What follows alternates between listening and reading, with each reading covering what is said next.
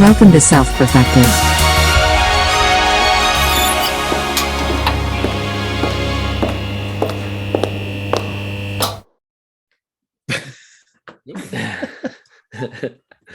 Hey. Hello, everybody. Hello, everyone. I like how you have your Welcome papers. to the podcast. Like you're an anchor. Like I need a pen. Breaking news. And that's the podcast. You know how they do? Like, Ooh, and next we week. need what was that video you or Asif found it a long time ago called Demonic Mnemonics, where it shows how like the TV programming, they always have like the globe in the corner circling and the stuff on the bottom of the screen. Imagine we had that. I mean, that stuff was crazy, man. we kind of have Like that. when you look at it. Yeah. We kind of have that in our intro, you know. That is true. But it's not to the same extent. Drake, you're not supposed to say that, Drake. Oh. We're supposed to subconsciously hypnotize people with it. Oh, sorry. So then they can hear us. Our hypnotism consists of very loud noises at the beginning of the podcast. See, it puts you in an adrenaline shock, which makes you more suggestible. It also goes with the really loud intro, you know? It's like, bah! Exactly. That's it. Yeah, Are you that's what awake I'm saying. now? Yeah. You know what's funny is I always just turn down my audio for that part. Like, not that I usually listen to the podcast, but sometimes I will like put it on or whatever because I want to hear part of it. The trouble is with this podcast, I never get past the intro. not the intro, but like the beginning of the podcast where we're just talking like we're talking now. I'm like, turn it off. Maybe you should be more entertaining. I think that's on you. That's on you. Yeah, I'm gonna go into blame right now. Yeah. You know, you were aware of it, and so you have the responsibility of doing something about it. Yes, I direct my inner as my outer, so I'm directing you guys to be more entertaining. Well, I was just thinking You we guys, could do you abdicate. understand this is the real time how the process works. Yes. Well, I was thinking we could abdicate responsibility and then just get one of those fancy, like flashing, shining object things, which makes like the thing go at the bottom of the screen, and it just like, says a bunch of shit. We're like trolling people. Hey, that actually. What do really they call fun. those things? Tickers. Tickers. What's that? Ticker. You ticker. What's up, tickers? My tickers. What's up, self-perfect tickers? Self-perfect ticker. That's what we could have. We'd have a self-perfect ticker. All right. So shall we jump into the important stuff? Yeah, I think that's a good idea. Let's do it. What else is there? I mean, you said you had a great clubhouse, Mitch. How was that? It was awesome. We're staying steady, keep growing. And we got some new guys in particular that are local that are into business type stuff, but they're not like full on entrepreneur. So it's cool because it's like they've seen for a while now the clubhouse evolve. And we went out to lunch afterwards or dinner, whatever, afternoon meal. And one of them was saying, he's like, yeah, man, because he's been coming since the early days, like since the WeWork days. Drake, you met him, and Christine. He'd been coming from like a long time ago. He's like, yeah, man, every time I see you, it's like you're going to the next level. He's like, I got to get on this techno tutor thing. I was like, oh, why you say that? And voila, right? He'll be in the mix very soon. So that's cool. And Nice. yeah, what else? Oh no, we'll have a baby any day now. But for today, now I got to clean up. It's storm season. It was intense last night. Wow, it was crazy. We haven't had rain in a long time. Hashtag climate change. Thanks Bill Gates for manipulating the weather in China. Yeah. And so we're sitting here, and all of a sudden it starts like the storm's coming in, and then you kind of get, y'all know that feeling you get when the storm comes in. What's that feeling? It's kind of that ominous feeling. Oh, I guess so. It's every day here. It's every day here. So it's You guys are just immune to it then. not aware of the feeling anymore. It's just You're just you like, became numb oh, to yep, it's You know that 1 feeling that you 1 guys are always o'clock. suppressing in Florida? it. Yeah, exactly. What is that, Cam? The feeling that you guys Is it are really like crazy. that there? It rains all the time? It's every rainy day. season It now, rains. yeah. It's not like, during that season. yeah, it's Oh. not like it rains all the time. It's just like it rains every day at a specific time. Really? Oh, Yeah. Yeah. That's weird. we got to take notes because like It's not like here that here. it's just random. Yeah. But last night, okay, it gets crazy. The wind straight up going full on sideways into our front door. We're getting rain coming in. Jess is like, I think the windows on the front door are gonna break. I'm like, no. And so I'm like noticing within myself, like, oh shit, she might. I'm like, we got to get our shoes and go to the basement. What if there's a tornado? Right. So we're like planning and stuff. And then I'm like trying to live stream the weather because like we have a TV, but we don't have cable. I'm like, how the hell do we find the weather? And I'm like looking online. I have to download some app. Next thing I'm like, this is stupid. We're just going to sit here and just watch this. Right. It was cool. And we didn't think anything of it. We ended up watching some shitty Kevin Hart movie. It was not good. It was fucked. You actually saw how much they're programming people with just. You're not narrowing it down for me when you say some shitty Kevin Hart. All of them. Hey, okay. Was Jumanji was kind of funny a little bit. I like to judge movies based on how many Kevin times Hart in that. No, there's a new Jumanji. A new one, not the old. And The Rock. There's a new Jumanji with The Rock. Do a remake of Miss Doubtfire. That would be funny. That'd be hilarious. See, I judge movies based on how many times I laugh out loud from them. And if it's more than 4, I'd say that's a pretty good movie. But it takes a lot for me to laugh. It's the right kind of thing. Anyway, I'm getting beside the point. We're just watching this movie, right? This you can make one of these TikToks on this. Ooh, yeah. And Kevin Hart, and I'm talking shit on Kevin Hart, and then he battles me. Then I get famous. Then that's how we make the world best for all. One video to rule them all. So anyway, we had this crazy storm. I didn't think anything of it. We went to bed. I woke up this morning.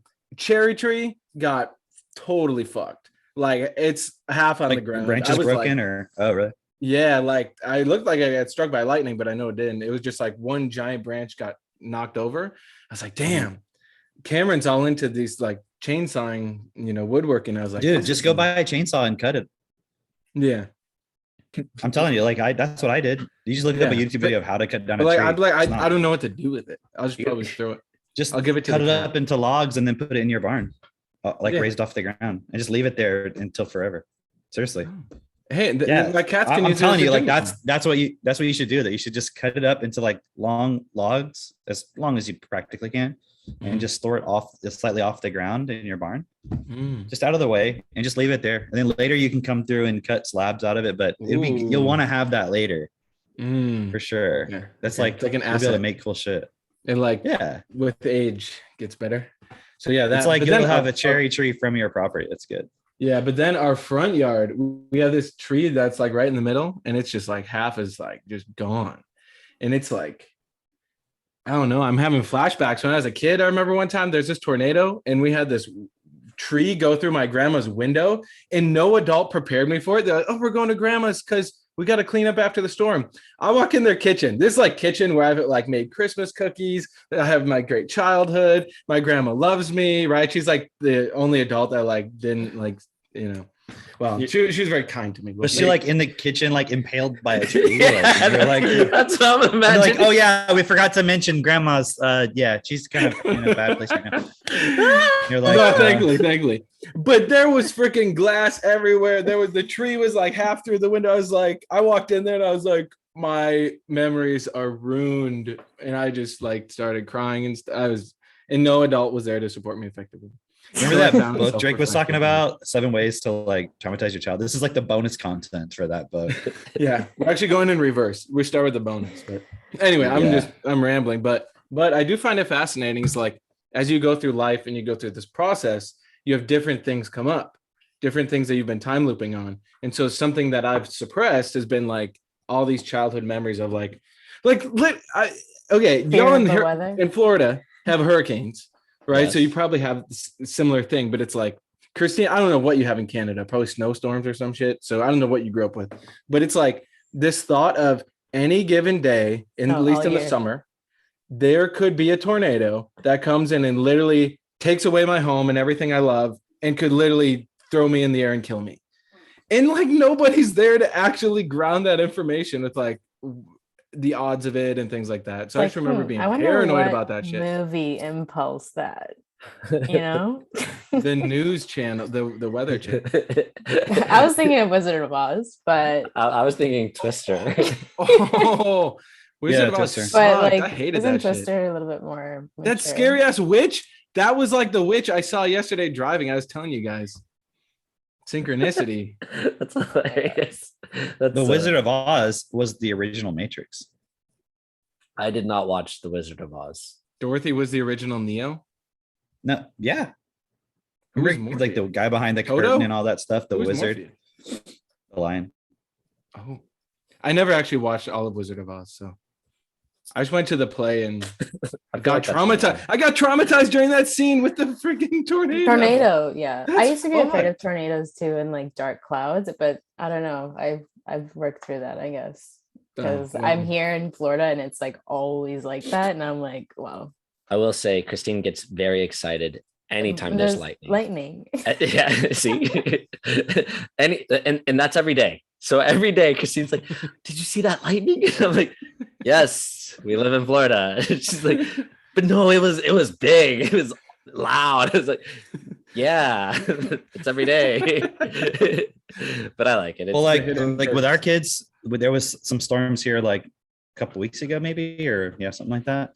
And because it was a big drought, and then finally it started raining and stuff. So it was a few nights where it was like, pretty intense, like lightning, thunder, not like definitely rain, but wasn't that crazy, but like really loud thunder, lightning. And so we were just like in the bed, like, and we would be like, we would play a game where like we would see the lightning flash, and then we'd get under the covers before we heard the thunder, and so like, and then we were just like playing, and we'd go outside and like look at it. And so like, because no one really supported me like that, what I mean, when I was a kid, it's not that they were like mean about it, it was just kind of like, you shouldn't be scared of it. It's not nothing to be scared of, but they didn't like make it actually like confront it, have fun with it, understand it, and so forth, So Yeah. that was cool doing that with the kids. And it was fun. Like, and then Seneca kept asking me, like, is it gonna lightning tonight? Because she like wanted to play that game, So That's cute. Yeah. Well, It's I fun. wish my childhood was like that.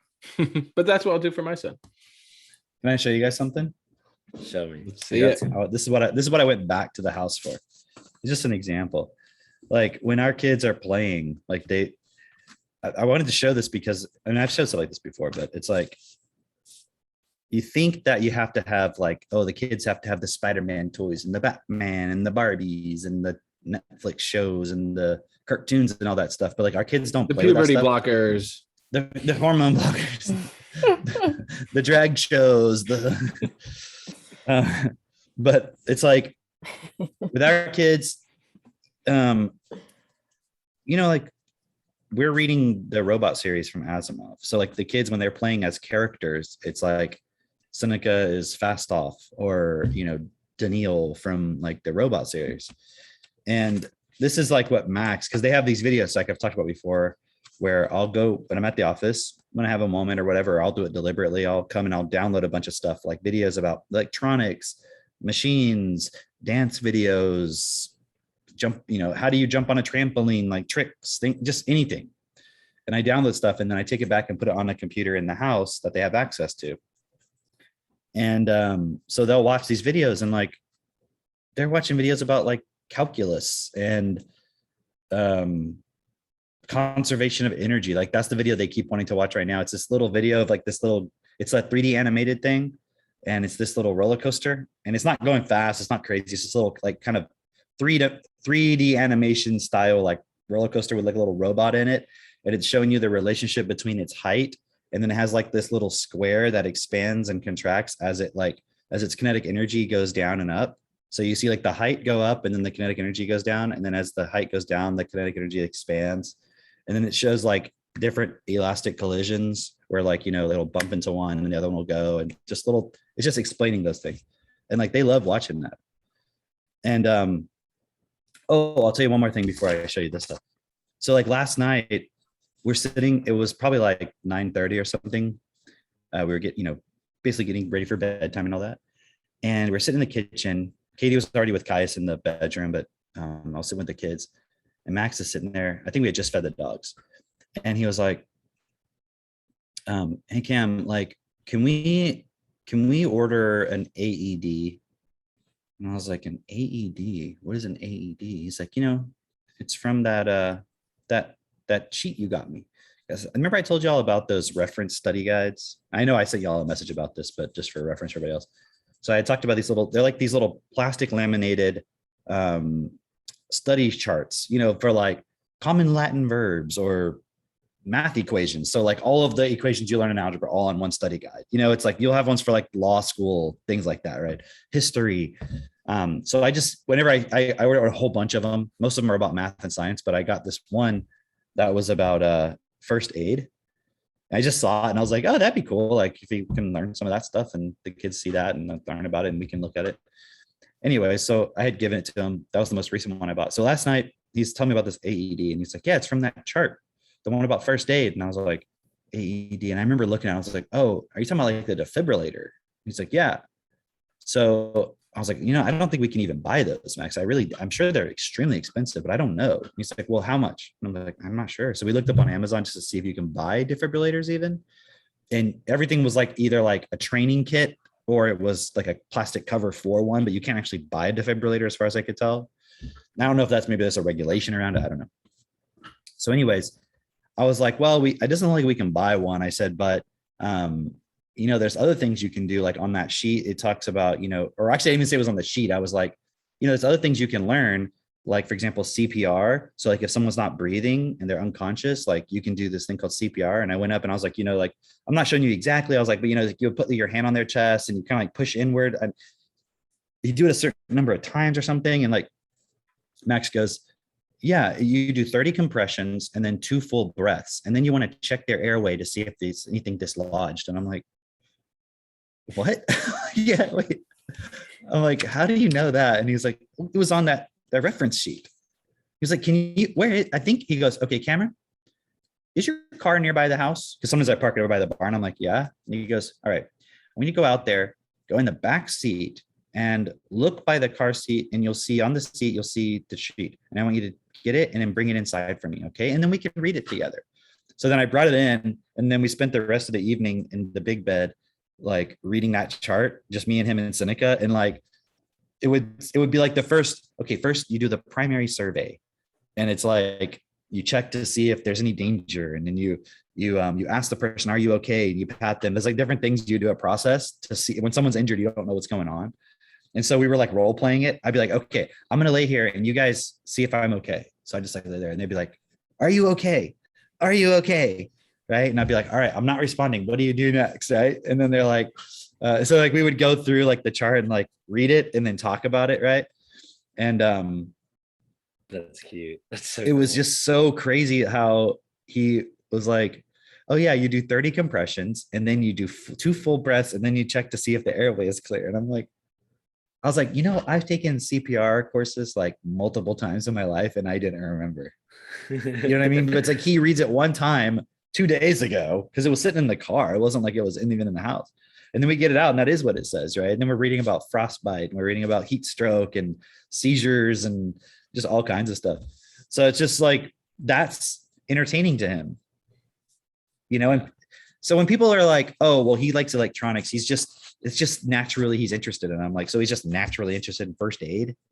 It's like, no, he has the vocabulary, he's being exposed to it. And then that becomes something he understands. And like, it is interesting if you have the vocabulary for it. It's just when you don't, it's something that just doesn't, it's kind of like, okay, perfect example. Before Drake really, I think you more than anybody else, like introduced me more to like jazz. I mean, there was like other things I listened to, but like before I didn't really like jazz other than like Frank Zappa, which is not really jazz per se, but he does have some jazz in it. Okay. But like, I didn't really listen to jazz. Right. Yeah. It's just like, I just like, yeah, all I thought of was like, it's just, like that famous saying where they say like, it's the notes you don't play. And I'm like, yeah, exactly. Right.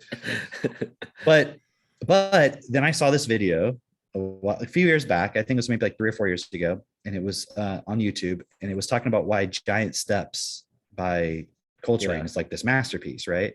Yeah. And I don't know why, but I clicked on it. Right. Yeah. And I think because I had seen other videos by in that same series of other stuff that I thought was interesting. So anyways, I watched it. And it explains like how Giant Steps follows like the circle of fifths and like some of the history of it. And like when they went into the recording studio, he was going like way too fast and the guys are trying to keep up. And they were like, if you listen to the piano solo on Giant Steps, you can hear the guy like almost like struggling to keep up with like the chord changes, because they weren't prepared. But they did a bunch of takes and they kept that one, because like Coltrane's was just like on fire. And so like, they're like, yeah, that's fine. And I mean, I would have never even noticed any of that. So there's all this nuance to it, right? Yeah. And then I started listening to that a bunch.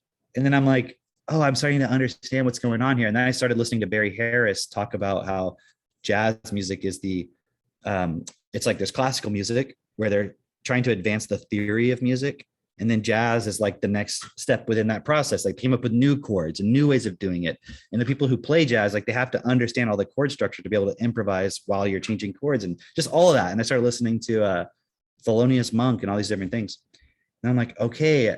And then it's like if somebody was like, hey, I have this jazz record. It's really good. Do you want to hear it? I'd be like, yeah, let's check it out. Before I would have been like, no. Do you know what I mean? Yeah. It's the vocabulary you understand. You know, Jake, we were talking before, like this call started about the word stupid. Yeah. Stupidity. Can you share stupidity? Can you share about that? Because I wanted you to share like what we were talking about, and then I'll give more context why. Yeah. So I was just looking at the word stupid for myself because, growing up, like I was always told that I was like so intelligent, so smart, all those things. Right. And so I always tried to like avoid anything that would make me seem stupid.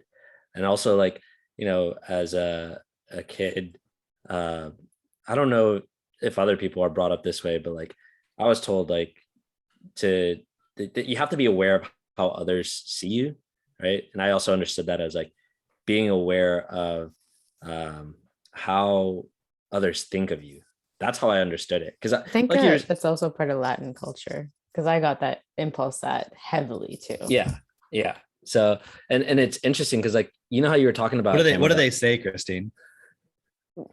Like well, my mom would always be like people are watching you, like you never know who's looking at you or who's watching you, so you got like make sure, like if I wasn't wearing makeup sometimes she'd be like, why aren't you wearing makeup, like you don't know who you're gonna run into, or you don't know, like especially if I was going out or like just or is it like or is like it, is it like yeah or just like if you're hanging much. like who you were hanging out with, for example. Like I remember growing up in high school, like she'd be like, if you're hanging out with all the boys, like people are gonna be talking things about you, like just things like that. Or if I didn't wear a belt, my mom would say the same thing. Yeah. My mom would be like, people are watching you all the time. You have to look presentable, always your best, all that stuff. I'm thinking it's maybe like the influence of Christianity, because they're like, God is always watching. And then they're like, if God is watching us, maybe all these fools are watching us too, and then like, they're just like, oh, you gotta always be on guard, So I think that's what the deal is. Complete Mexican there. Just it's the only one I know. I try to explain to Christine. That's all like, Latin culture. It's just like when you go west, Mexican gangs, right? When you go west, all they know about Latinos is just Mexicans. Yeah. Like here we have Venezuelans, we have Dominicans, we have a whole bunch of different Latin cultures. Over there, it's just Mexicans. They're like, oh, I'm from Venezuela. I'm like, cool. Where in Mexico is that? Exactly. See, we're just like thinking like, what kind of Mexican is it? That's all it is. I'm like a Venezuelan Mexican. I'm a Dominican Mexican. I'm a Spanish Mexican. See, I told you. But yeah, I guess just that having that impulse so strongly, I always tried to avoid looking stupid. And I was just happened to be looking at the word, I don't know what word I was looking at, but stupidity was in the definition of it. And I was like, oh, okay. Oh, you know what it was? Actually, it might have been the word goofy. It was the word goofy that led me to the word foolish. And then in the word, isn't that kind of an insult in like maybe Black culture? Yeah. It's like, oh, that guy's goofy. Yeah. Like actually all the, how Mitch was talking about Kevin Hart, like there would be like these Jamie Foxx. That's TV it though. Like all white people are just goofy to Black people. Yes. Yeah. You are goofy. You're just all goofy as fuck. Just all goofy. Yeah. Just goofs. Yeah. But like anytime like somebody would act like lame or like really like uncool, silly, it would be called goofy. Right. So I was looking at that word goofy, which led me to the word foolish, which then in the definition of foolish was the word stupidity. And I was like, oh yeah, I don't want to look stupid, obviously. But then I just decided, let me investigate stupidity. And the specific point about it, which is like really eye-opening for me, is stupidity is not being stupid. Stupidity is a poor ability to understand or to profit from experience. And that is poor ability to learn, right? Isn't that what you said before? Yeah, poor ability to learn or to profit from experience, right? And so, because think about it, remember, like, you know, like the word retarded used to mean like you're mentally retarded, and then it became like an insult. Like stupid used to mean like, oh, you can't teach this kid. Like no matter what you try to, how you try to teach them, like they can't learn, they're stupid. It was like almost like a medical classification, right? And that is so insane, because like now seeing that, it's like actually making retard something that is taboo to say or whatever actually hurts everyone. It hurts everyone because then you're not getting to the root of like, well, no, you're slow. You're slow at doing this, or I'm trying to explain something or describe something accurately and specifically to you. And so being stupid is like, that's not a death sentence. It's like people understand these things to be death sentences. And perhaps in the past, perhaps, you know, before we had this process, these tools, all that, maybe it was something that was just like, well, you can't be mad at them. They're just stupid, you know? But today it's like, we have something that we can do about it. Everyone can do something about it, you know, if they're willing, Well, no, if they're willing and they have these tools, obviously. Right. But I just seeing that point today was going off on that. Like this morning with Max, it's funny because I had a similar conversation with him, with Katie in the kitchen. And I'm going to show these little papers in a moment, but he is like this morning, I don't have the one he was writing this morning, but he wrote down square root and he put the letter I underneath it. And he was like, and he put equal sign question mark, right? Actually, I'll just show you some of these and that'll give context too. Oh, I'll save that one because that one took me a minute. Let me see. This one's just fun. Actually, I'll show that one after. This one I like. Okay, it says, so obviously you can't see the timeline of what he wrote when he wrote it. So he wrote, because he explained it to me, he wrote scrotum -1 equals, and then there was nothing here and there was nothing else, right? So then he wrote grr, like trying to figure it out. And then he wrote and then he wrote I. Right? Which normally it's a lowercase I, but here it's for a capital I, right? Because that's how they define this as I. I is the square root of -1, right? Yeah. So this is he's just doing this on his own. It has nothing to do with us. Like, and I just find these papers laying around, right? And then here's another one.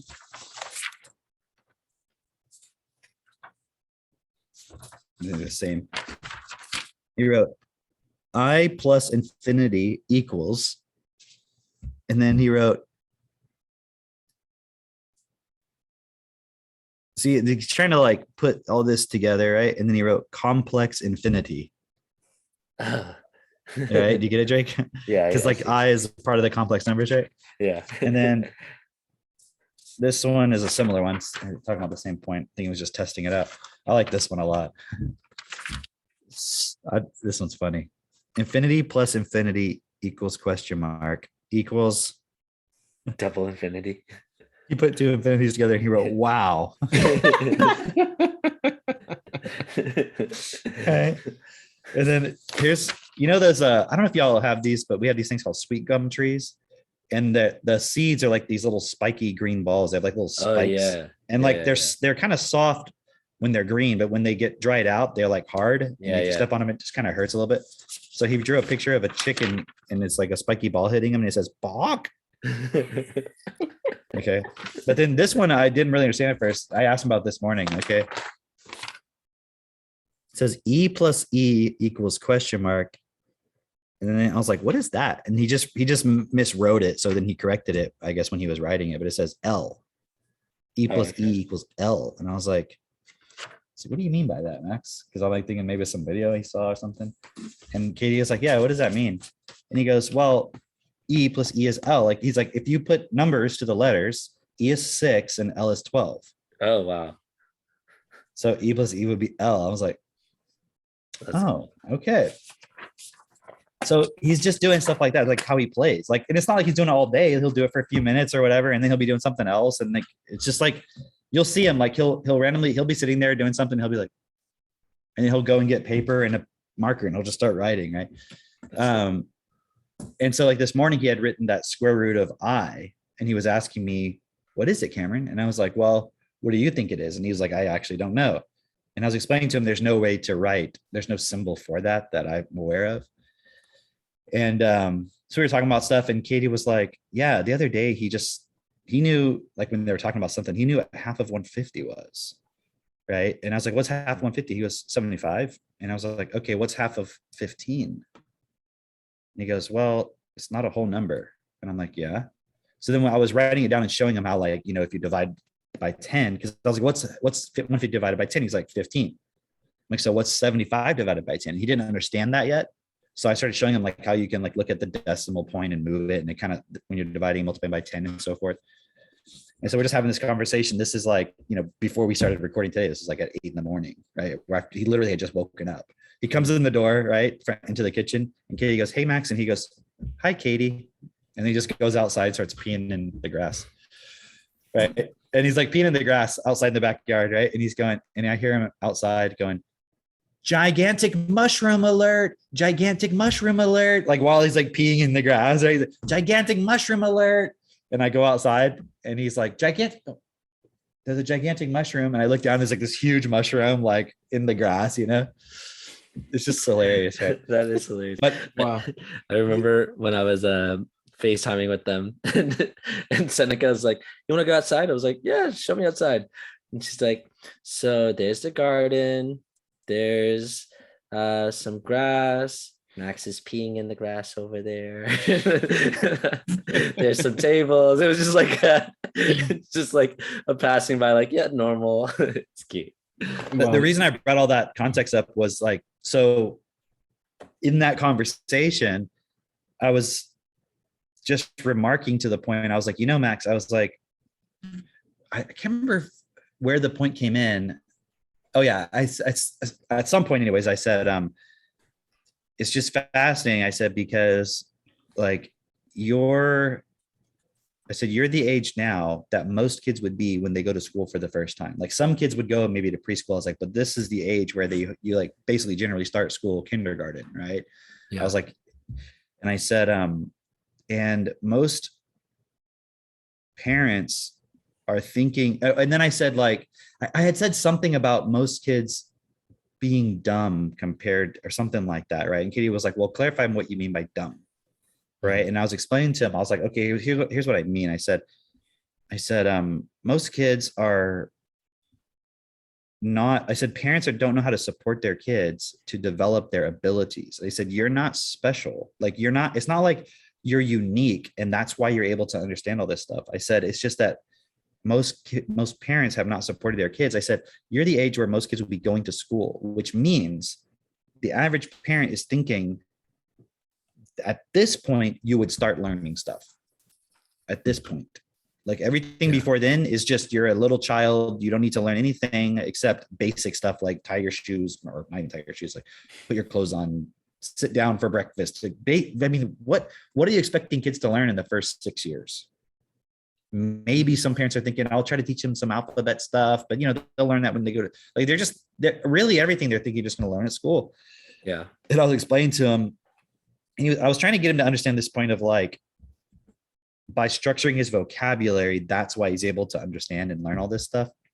And that parents aren't doing that. And it's like I said, it's like you have two circuit boards with all these components on them, but on one of them, none of the components are soldered together. And he was like, well, it wouldn't do anything. I'm like, right. But you see, they have the same ability. All you have to do is solder them together. So I said, when we're building your vocabulary technically, it's like we're soldering and connecting all the components. And so when you plug it in, it can do stuff. And I was like, all the kids, I mean, with the exception of some kids who are like literally mentally retarded, like, or brain damage, or there can be physical points that would limit it. Right.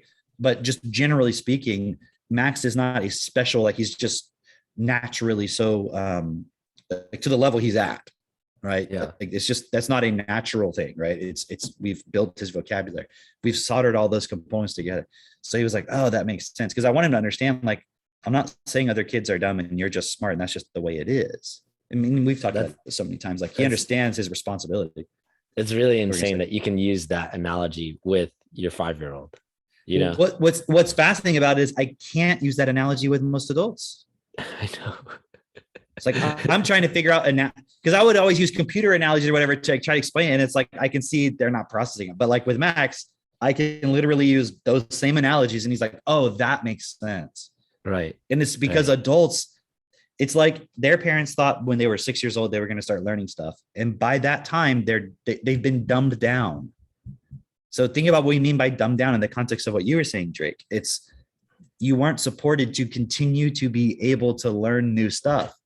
And think of how many people would say like, oh no, I went to school, I learned stuff, and I know lots of stuff. And it's like, well, what can you do? So if I start talking about computers and electronic components, you can't learn that. And within them, they'd be like, that's just too complicated. I wouldn't be able to understand any of that. Right. Like, do you ever hear me say that unless I'm joking? Yeah. It's like, hold on. Either I see a reason to learn it or I don't. And if I do, it's like, all right, let me get into the nitty gritty. What were you going to say?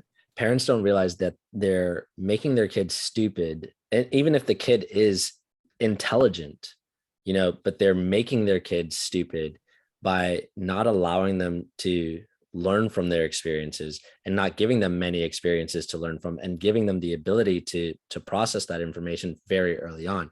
It's all slowing them down. It's all making them stupid. And then as they become older, especially in the school system, you're taught not to make mistakes. Like that's the biggest thing that you learn unconsciously is to never make a mistake. If you make a mistake, it's bad. You're frowned upon. That's what they're calling stupid. It's a complete reversal of the word, where it's like you make a mistake and they're calling you stupid then, but it's really like, no, if you have the inability to learn from that mistake, that's what's stupid. If you have the inability to like actually go and make the mistakes and have the experiences and keep growing from them, that's actually stupid. Drake, or I think it was maybe Cameron, you initially brought this up, but it's from a John Taylor Gatto interview. He was talking about these 12-year-olds that in the past were extremely capable at certain things. Like there's this guy, David Farragut or something like that. And he commanded an entire British ship. Yeah. Like around from the Atlantic back to the Pacific when he was 12.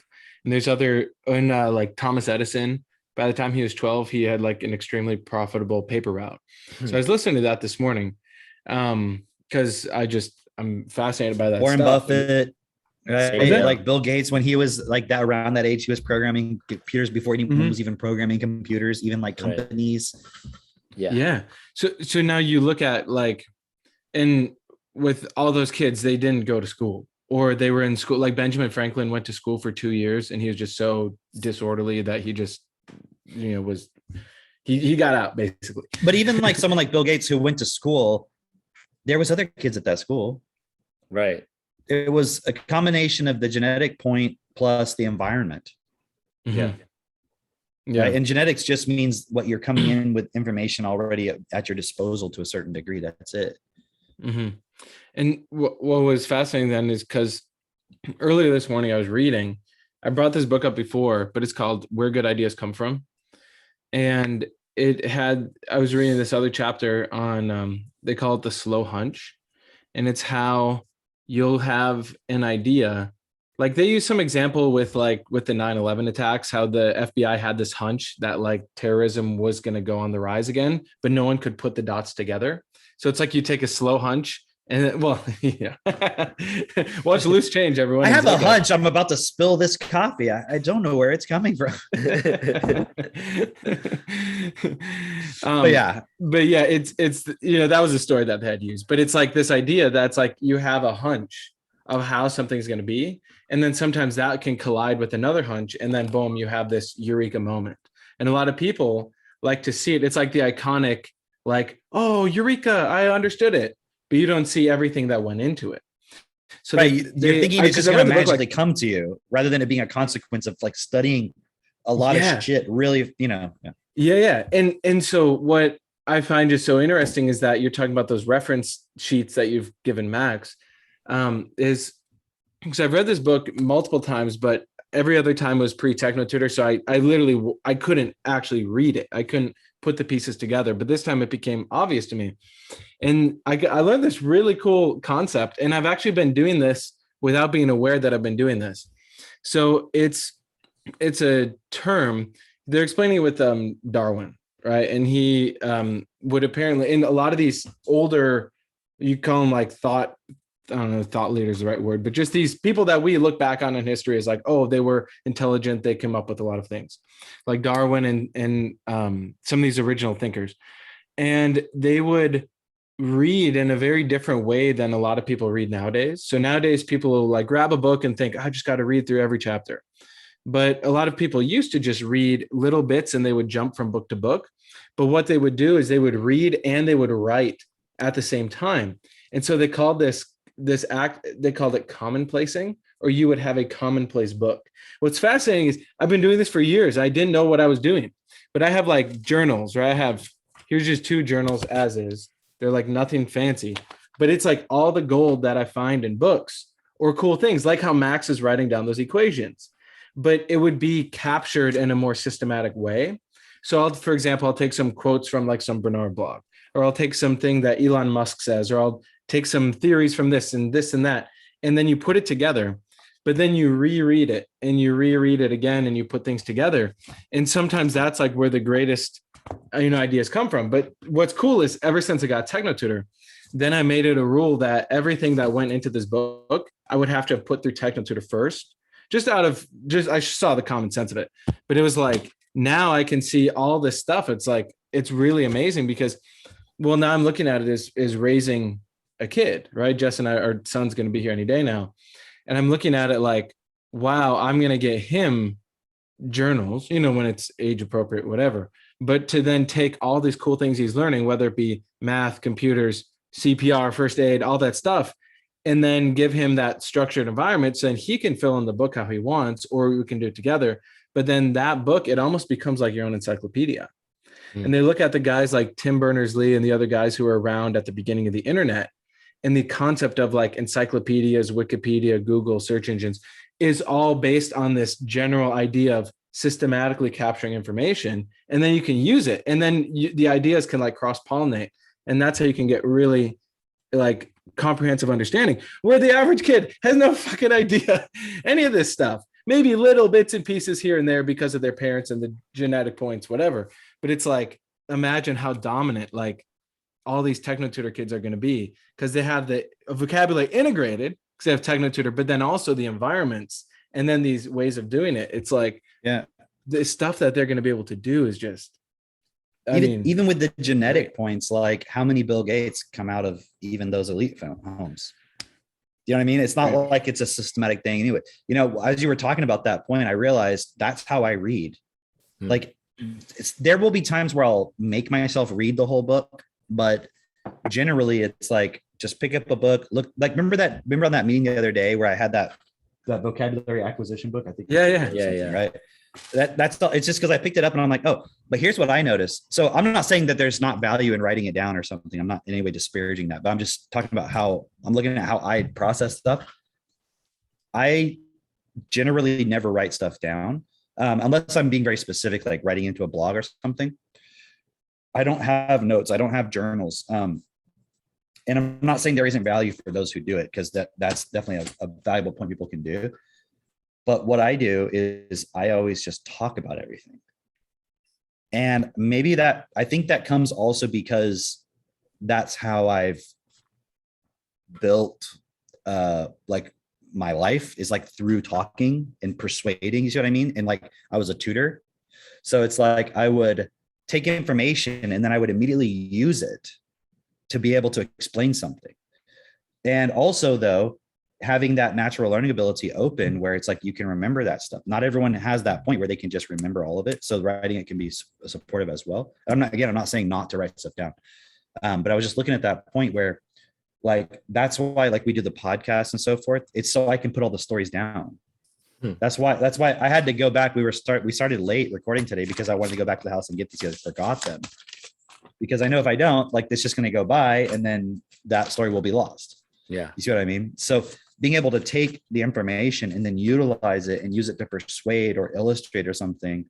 Like when I read these books, I always immediately will I'll go and I'll start telling people about it, because it's like a way of also understanding it. So I've said that too before, of like, that's how I think about stuff. Like, I don't typically sit in my head and like think and think and think. It's like that hunch will come and then I'll go start telling people about it. And that's like how I would work it out. You see what I mean? It's like but in a way, speaking and writing are not very dissimilar. It's just a matter of whether it's recorded in a different way. And what's cool then is like, because as you do that, and then me, and then Drake, and then Christine, and other people in this community also do that, then the ideas can come together, right? And it's like it keeps evolving. So it's like we'll always have the principles, right? So you always go back to the principles and the basics. But at the same time, the world is changing and evolving, right? We're changing and evolving. And so like our ability to really implement what we're here to do, which is change the system, is going to come from us continually collaborating and like coming up with bigger and better ways of seeing things and influencing people and all of that. And I mean, I see this too with like leadership, like my ability to, like, we have our sales team within TechnoTutor, and like I'm always looking for new ways to help people see these points that are just so obvious to me, but it's like, God, it's not obvious to everybody. Okay, cool. So it's like this constant learning process. It's like the most fun thing ever. That's a really important point, right? What you just said right there. Okay. This is why I started making videos back, a while back. Was at first, when I started studying Destiny, I started making videos because Bernard suggested it. And it was more a way of like putting myself out there, kind of getting out of my comfort zone. And it was sharing from a very self-interested starting point. Like, obviously there's programs about wanting attention and all that stuff, but that stuff aside, it was like a point of just trying to support myself to like kind of break out a little bit of my fears and so forth, right? But then when I started recording videos again many years later, was because I noticed there were things about this world, about even within Destiny, Bernard, the material, all that stuff, where I was like, this is obvious to me, but clearly it's not obvious to other people, even people who are studying this stuff. And I would make videos to explain that stuff. So you could say it's similar to writing. The point is you're putting the information down so that other people can have access to that perspective. And isn't that the whole point of books? Like, it's something that's not obvious to everybody, so they're putting it together. And of course that can be manipulated, because the author can have biases and the person can have biases within the words and the definitions. So this is the problem with everyone not having the same definitions of words, right? Where they'll take something like, think of how many people have read, like, what's that book that you talk about sometimes, Mitch? It's called The Slight Edge, right? How many people have read that book, but what has actually been done with it? Yeah. Do you know what I mean? And so most of the time what happens, even in those things where as someone tells you the concepts, you're like, oh yeah, that makes sense. It becomes obvious. It's not like they're making something up. It's becoming obvious. But people, even the way in which they're hearing the concept or reading it is in a way where it just becomes a special concept instead of immediately becoming applicable to your life. And this is like the same with this is like most people, when they read at all, it's just completely for entertainment. That's so funny that you say that, because in that book specifically, every chapter has a testimonial, Mitch, like there's so much testimonial in that book. And I'm like, where are these people actually? Like, are these real people? Or like, so I don't know if it's, I don't know if they just did that for the book to see like, hey, like people are applying this, or it was just part of the marketing of like, oh, people like they're not even real stories. Cause I'm like, see, sorry, I personally, when I say personally, I just mean it like not everyone's going to agree with me, but I don't see a lot of value in those kind of books. And that is why. Because very few people are going to take it, and you notice like they're very popular. They're popularized in a lot of ways. Yeah. I find a lot more value in reading the autobiography of Ben Franklin, Dude. rather than somebody who was like, I've got the 10 traits of geniuses. I've studied it. And it's like they're giving you this concept. But then what happens is it's so diluted. And they had the realization from that point. So now I know it's kind of contradicting what I was saying earlier, but like when I make a video, I'm not trying to make a video that's like the 3 things you need to do to be successful in the morning or something. I'm saying, look, I'll give you an example. Like, why are you not successful in the morning? Well, what is it that you're focusing on in your life? What is your purpose? And how do you make decisions? What is the relationship you have with yourself? And so when you get up in the morning, when you go to sleep, during your day, what is the relationship you have towards the things you're doing? Are you doing it to get energy? Because if you're getting it to get energy and then that energy goes down and the thing you were doing wasn't sustainable, well, then you're going to feel depressed. And you're not going to want to get up in the morning because the thing you were doing wasn't real. And now you've been addicted to the energy. So you're not getting the energy you want. So you don't want to get up in the morning. See, I'm not giving you the 3 tips. I'm just explaining the actual fucking construct and what's really going on. So the problem with the tips is I was thinking about the other day, like if you look at my desk right now, it's not super cluttered, but I have some like batteries sitting here. I've got some documents that have been sitting there for like 3 months just because it's like some agricultural exemption form or something. And like, other than that, there's not much on my desk. And I was thinking about this statement I had heard a while back, like years ago I don't know if it was Henry Ford or one of these guys. They were like, I never leave anything on my desk. And by that, they meant Sam like, Walton. and you know what I'm talking about, right? Yeah. Where it's like every night, every day before he would leave, you have to stay up late. He doesn't just mean cluttered. He meant also like, if there was like something that needed to get done, it's like, I'm going to do that first. So it's not just waiting for me. It's like, it's done. I finished everything I needed to do today. Okay. And I was just thinking about that because I'm like, yeah, but I guarantee there's another fucking billionaire. You go in his office and he's got fucking shit on his desk and it's there when he wakes up. So, but somebody would take that as, I'm just always going to clear up my desk every day, but they have no actual driving purpose. And they're like not even close to ever doing anything. They're just a normal person sitting in their apartment. They're like, but I'm going to clean my desk every day of all this stuff. And they're thinking that somehow that is going to be the key, but they're not really understanding the full, because for Sam Walton, that was just a point he observed about, just like I said earlier, I observed about myself. I don't write a lot of stuff down.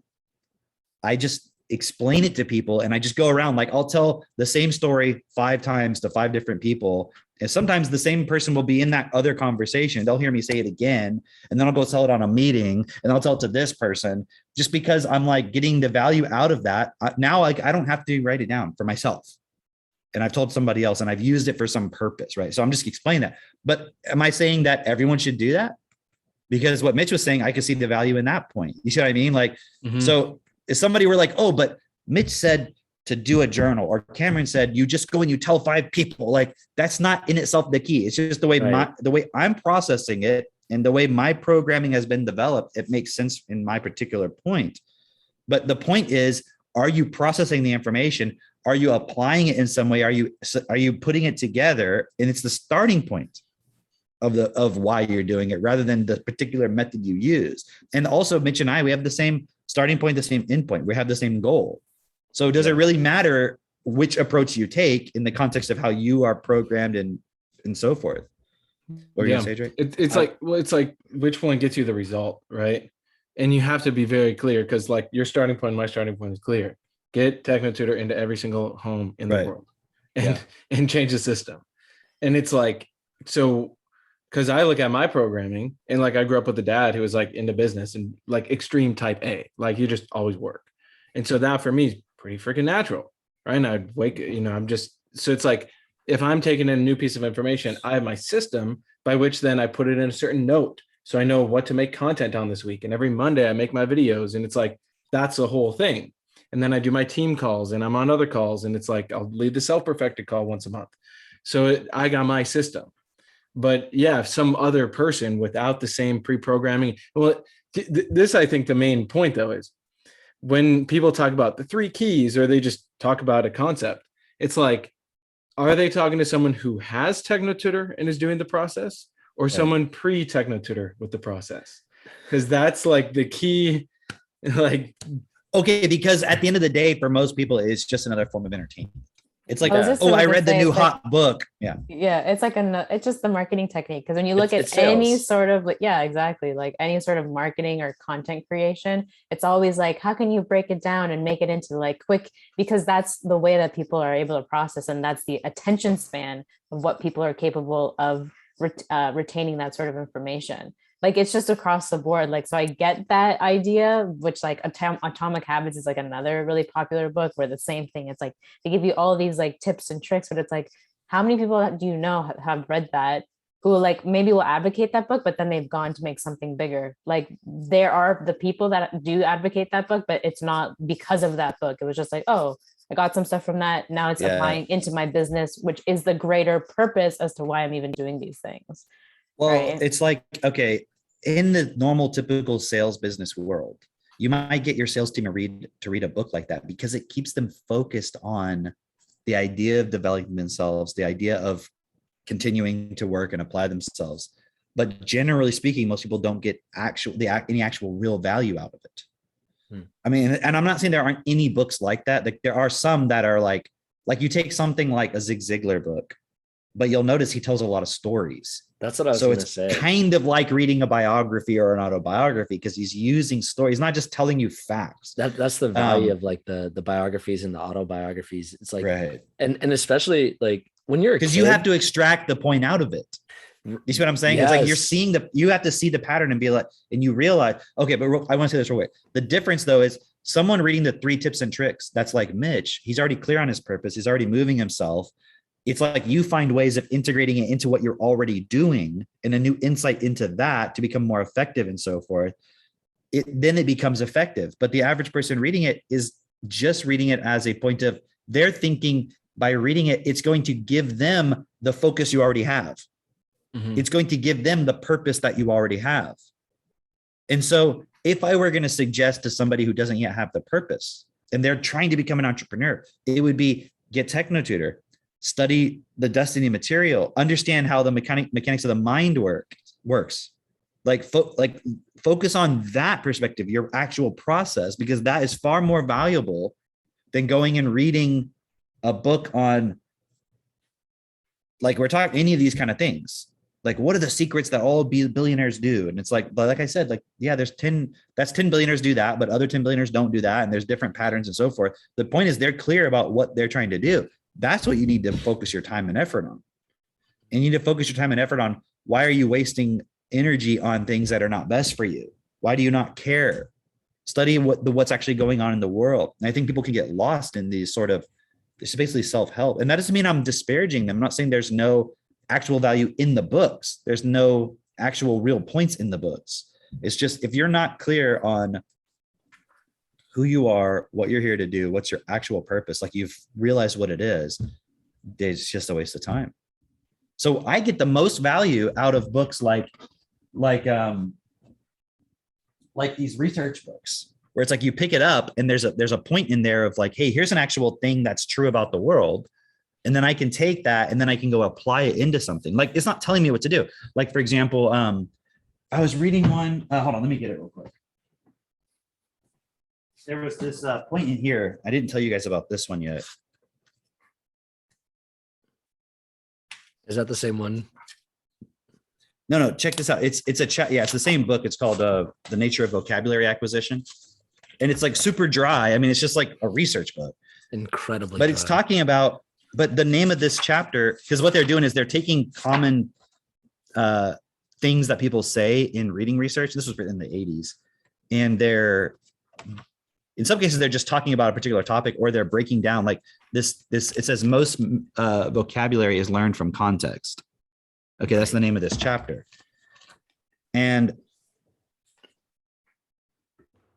it's interesting because what they break down in it is that, yes, it is true that most vocabulary is learned from context, because that is what's going to happen if it's like if I said most people's ability to cook is just picked up from like what they see their parents doing when they're at home. In which case, a lot of people aren't going to develop cooking skills because their parents don't cook at home. And I'm like, well, yeah, that's obviously true. Is that the same thing as saying that's the best way to learn it? Oh, What's the best way to learn how to cook? Wouldn't it be to like get recipes, get all the materials, ingredients, maybe have videos, have someone show you how to do it, like actually spend focused effort trying to develop the skill? yeah. Versus like the context approach would just be like, oh yeah, I learned the word stupid because someone said you're stupid. And they obviously meant it as a negative thing, but that means you didn't really understand what the full definition of the word is. Yeah. So they explain in there, yes, most people learn their vocabulary from context, but it's very limited. There's no direct instruction approach. And so when I read something like that, I'm like, okay, I can use that to support TechnoTutor. So I'm talking to somebody, if the context makes sense to share something like this book, because like, let's say they have some PhD and they're like, I need the evidence. I'm like, well, have you read this book? Because I've read it and every single point in here supports what I'm saying. Like, where's the research? It's called all the fucking reading research that exists. Yeah. Like, can you imagine if somebody was like, if you were like, if you mix sodium and chloride, you're going to get table salt. And they're like, where's the research on that? And you're like, all fucking chemistry research. Like, what do you mean? It's like if somebody is, It would be like, if you put pasta in boiling water, you'll have spaghetti, or like, yeah. And they're like, well, based on what? Based on what research? And you're like, no, but I mean, based on what recipes? And you're like, all the fucking Italian recipes. Yeah. Like all it shows when someone says that is they haven't read any of the research. Right. You see what I'm saying? Because if they're assuming they got you, like there's like, gotcha. Where's the research? Gotcha. And you're like, I'm like, I've read the research. They're like, Drake, as a victim of these false spaghetti recipes, right? I have been harmed. For me, everyone trying to scam me with these spaghetti recipes. People have tried to steal my pasta identity. That's so funny. Because they're impastas. I get it. Yes. But you see my point though? Like, this is the kind of stuff I actually like to read. Not because it is interesting to read in itself. Like, it's very dry. Where's that one part? It says, please don't. I'm going to read it. Most vocabulary is acquired from context. If one's goal is to develop vocabulary learning skills, instruction and aspects of decontextualization of word meanings, and particularly in processes of knowledge acquisition, contextual cues, and moderating variables is an effective way to foster this development. And there's lots of like dashes and extra parts and phrases. And it's like, that was one sentence. So is that like, oh yeah. I mean, it's not 50 Shades of Grey. It's not Game of Thrones. Okay. Have you even read any of these books? No. So how do you know? All the pop culture books. That'd be so funny.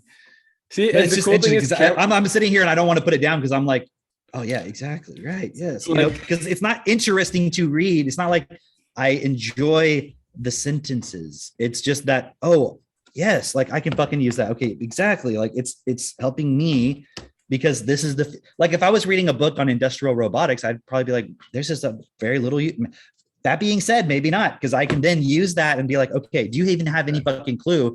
You're saying, oh, robots will never replace people. Like, I've read a fucking book on industrial robotics. I know what's coming, like what's happening. You know what I mean? So there's always some use of it versus if somebody was like the 10 keys to learning. Like, I don't care about that book. When I first got TT and I started reading again, after a few months of using TT, I started reading again. The first book I read was Benjamin Franklin's autobiography. And then the next book that I read was Nature via Nurture. I think it was a suggestion, or maybe it was a book that you were reading at that time, Cam. Who's it by? I don't remember, but it's a very dry read as well. And it's basically talking about, I know what you're talking about though. Yeah. It's basically talking about how, it's not just genetic, obviously, but epigenetics is basically what it's talking about.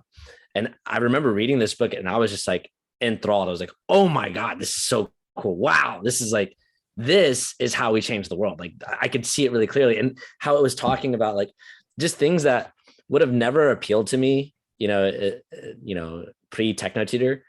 but like, as I was reading, I'm like, this makes so much sense. This is how we actually structure ourselves as people. And I remember explaining it to people and they were just like what? And I'm like, they have no purpose for the information. Right. Like, I'm like, because they're just looking for some energy. That's it. And the thing is, when you have a purpose, things can be exciting. Yeah.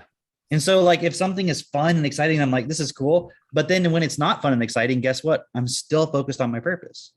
It's not like, well, now it's not fun and exciting anymore. So sometimes I might just be like sitting here and it's not enjoyable, but I'm like, okay, I see how I can utilize this, for example. I'm not going to do it based on if it's fun or not, because I have a purpose.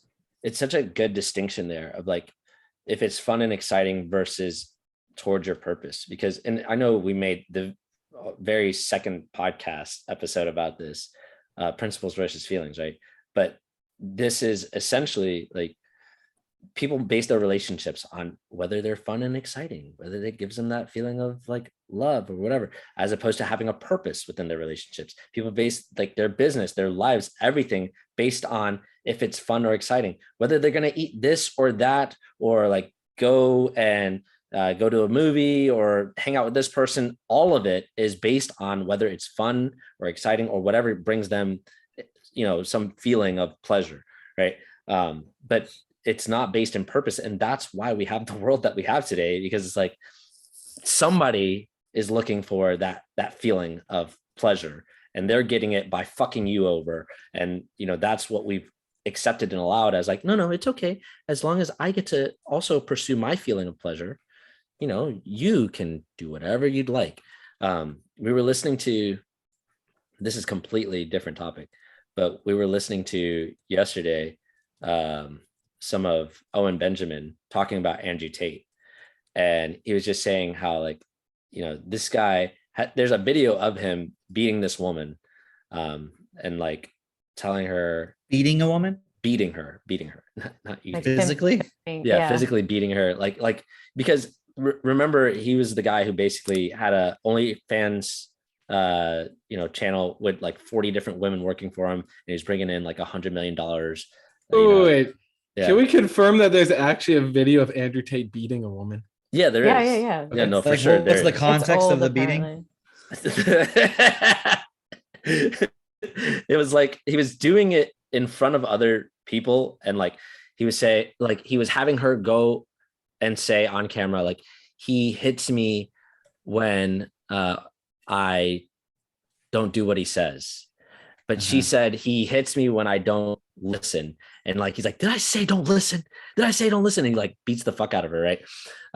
And Owen Benjamin's like, this is, his take on it was like, this is breaking a whore. Like, this is what a pimp does to break a whore. Like, he's got her walking on eggshells. She just said one word, outside of. Oh, was this like one of the OnlyFans girls or something, or is that the concept? Potentially. Okay. I don't know. I'm just trying to understand the cold context. It's so random. But what he says, and by the way, this is like what's leading to him getting deplatformed. What Andrew Tate says is like, that's my kink.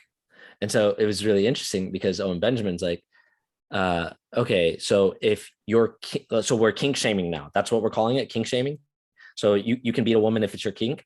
And listen, I'm not advocating for, kink shaming, but pedophilia, if that's your kink, is it okay? We can't kink shame you anymore.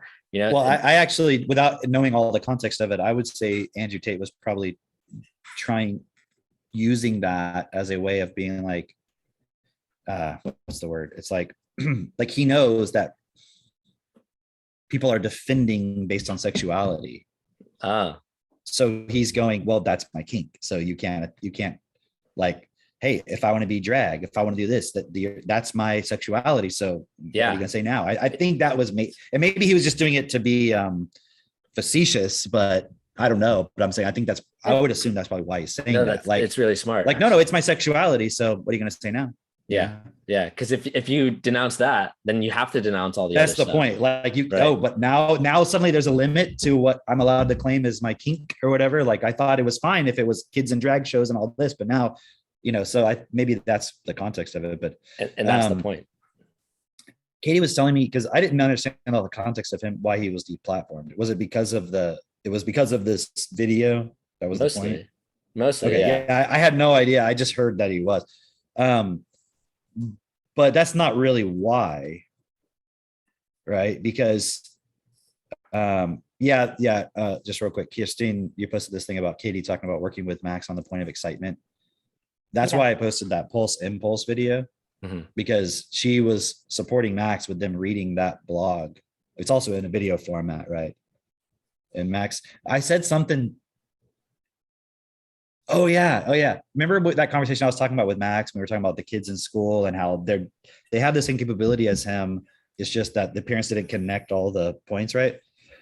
And I was like, so you're not unique or special. It's just that you have your vocabulary directed.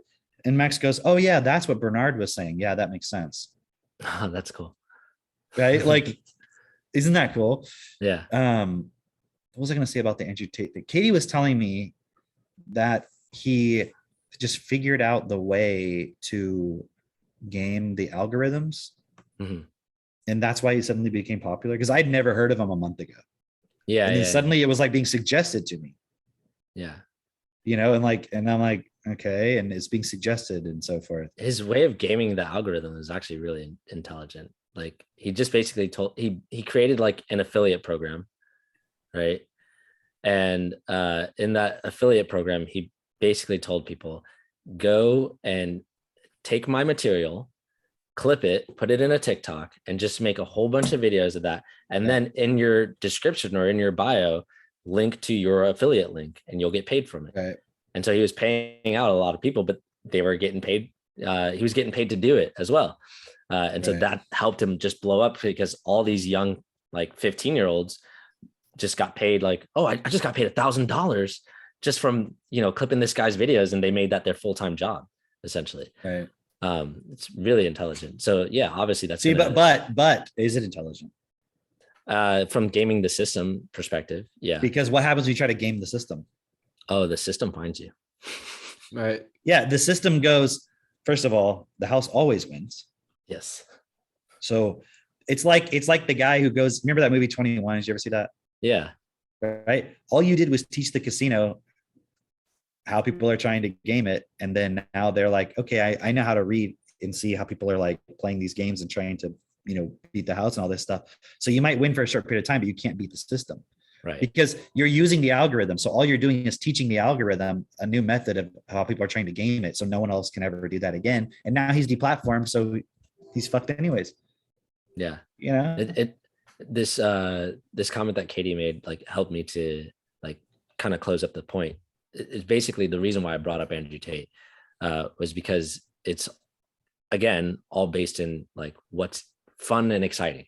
A whole bunch of people are flocking, or a whole bunch of young guys are flocking to that because it's fun and exciting. It has no purpose, serves no purpose actually for them, other than it gives them that feeling of like, oh, there's something here, and that's essentially, if we continue basing our lives off of that, it's going to be a question of like, okay, well, where does the fun and exciting for you end, and the pain and suffering for someone else begins, and living based on that is going to cause. But also look at how, because I can see the patterns that come up within people when they watch this stuff with the Andrew Tate stuff.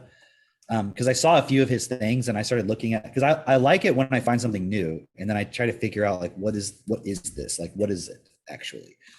And the pattern that I saw within him, not just him, but within what it represented in the system, was like, there's all this stuff right now of boys becoming men and trying to figure out how to become men, because the system has directed men to be fucked, to be unstable, to not fulfill their role as the masculine.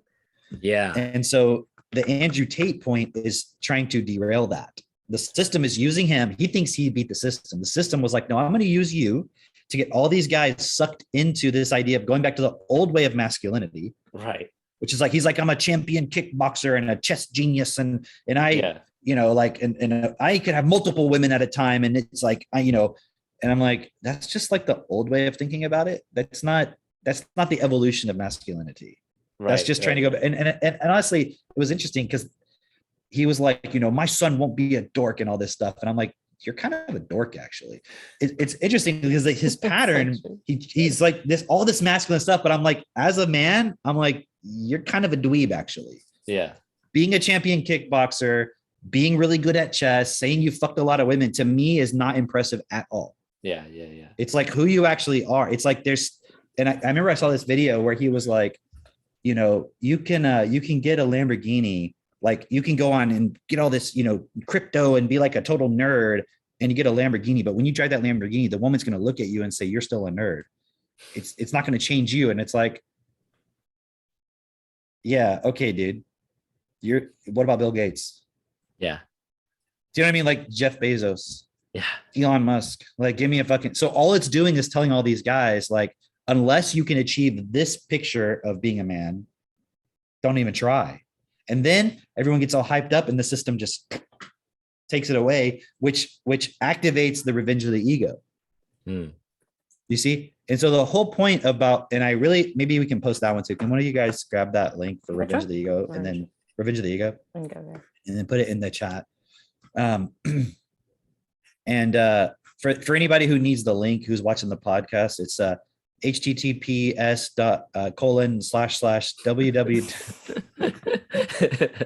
It's interesting because I know for myself, when I was like young teens, that would have been really appealing to me, because I didn't have that father figure around. See, but even the people who are coming up and starting to develop the point of masculinity they're going to hear the point of, oh, I need to have multiple women because that's the proof of being a man. And it's like, but you can't develop an actual real relationship with, I'm not saying it's not possible. What I'm saying is if you can't even handle one woman, meaning actually develop a real relationship with one woman, like that's based on principles, having two isn't going to help you.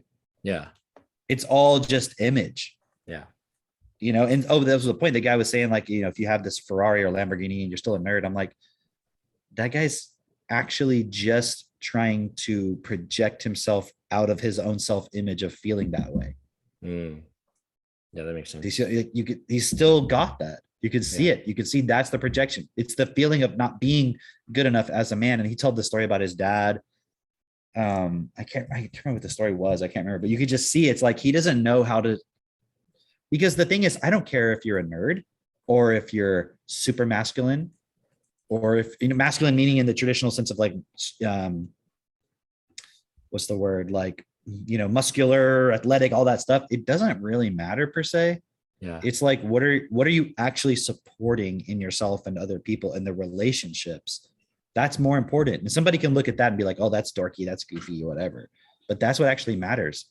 Because how many guys do you know are super quote masculine, right? And they're childish. Yeah. Hey, Jess. Hey, how's it going? How you doing? Good.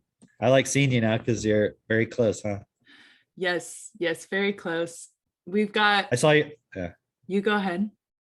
I was just saying, I saw your maternity pictures that you put on Facebook. That was really cool. Oh shit! I haven't. Or it was like a little video, right? It was like not picture. Sorry, it was a The video sneak peek. of you guys doing it. Yeah. The sneaky peeky. Yeah. Yes, Mitchell was slick with it. He got a good little video, and those pictures will come out next week. They're gonna be amazing. She was so cool. She was like so efficient with the photo shoot, and she like knew exactly where we were gonna take the pictures, knew exactly how to describe how to pose us. And plus, Mitchell and I have done photo shoots before, so Mitchell was really good at like when she said, "Okay, I'm ready for you." He like swooped in, and he was like right there in the perfect position. So. It made it really easy. That way I didn't have to. I just put the word photogenic through my techno tutor and I just knew what to do. Yeah, it was great. We had a huge, did you tell them about the tree branches? I did, yeah. Oh my goodness. I just saw them. I don't know if either tree will survive, honestly. They're pretty intense. Cameron gave me good advice what to do with it. Okay, cool. We're Great. set. We're gonna have to buy one of those. You agree with me, right, Jess? Like you should have that. Keep the wood for later, right? Oh, 100%. Yeah. Okay. Definitely. That's awesome. Well, Any day now. Any day now. We'll keep y'all We're posted. excited. Good. Somebody was saying on the Facebook chat, they were asking about how TechnoTutor works. How would I define exactly how it works? I'm not going to define exactly how it works. You wouldn't fucking understand it. And I'm not saying that to be rude or insulting. It's just like, I'm just straight up like, if you can't let go of trying to understand exactly how it works, like you're not going to get past it. You're not going to understand. I tell everybody this is the truth. So this is not a sales point. I'm just telling you the truth. If you actually want to understand how it works, okay, go to Creation's Journey to Life. What is it? Creation's Journey to Life.blogspot.com. Read every single blog from day one. You go to the timeline, go to day one and read every single blog. I would suggest one day at a time because you have to process it. But even if you just read the whole thing, no, you got to do it one day at a time because you're not going to process it. Starting at day one, and you have to have TechnoTutor already, right? You have to already have it. I know Christine had to go. See you, Christine. You have to already have it because if you don't, you're not going to process it. You're going to put everything that I would say or anyone would say into the context of what you already know. It's not something that it's not because I'm insulting someone when I say you can't understand it. Like, oh, I'm so smart. It's just, you don't have the vocabulary for it yet. It's like, imagine when Isaac Asimov was writing about robots back in the 60s and people were like, there's no way robots are ever going to be able to do those things. And you're like, now look at it. You know what I mean? Like, he was talking about something that most people couldn't see yet. They couldn't understand it. So don't get TechnoTutor because you understand how it works or you don't. Or don't not get it because you don't understand, because you're not going to. And don't get it because you understand, because you're not going to understand. There's just no way. You would literally have to die and come back. Sorry. So you're not going to understand. All right. And you understand that statement when you read the blogs as well. What I mean by that. It's the reality is it works. You know, it's like a good analogy if you want the sales pitch part is if you go to the gym, do you need to understand every detail of how glycogen works in your fucking muscles to be able to work out and to be able to get benefit from it? You won't. But at a certain point, the more you work out, you start to understand more and you start to need to know more details of like, well, can I get that little extra bit more out of this if I understand that? Yes. But it's not relevant yet. Like you don't even know the ABCs. Literally.